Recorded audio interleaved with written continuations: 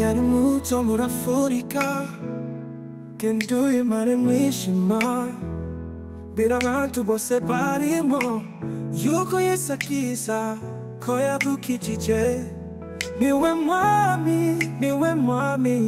niwe mana igikiza abanyabyaha twebwe abanyabyaha mbese muri Afurika hose ko hari umwijima mwinshi none kugira mushiremo Yesu aragutumye kuvuga ubutumwa wiceceka jana umuco umurikira Afurika abo mafurika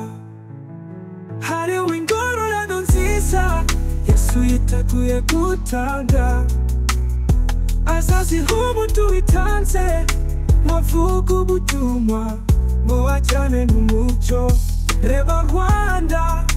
Rwanda ikibaza nikirwanda ndikubaza mbe nikikubaza reba Yesu umwana w'Imana yari mu ijuru hamwe na se maze abonye tugiye gupfa ava mu butumwa aza muri isi niko gupfa uri soni ngo kumusaraba mubi ari twe kazize eri twe kazize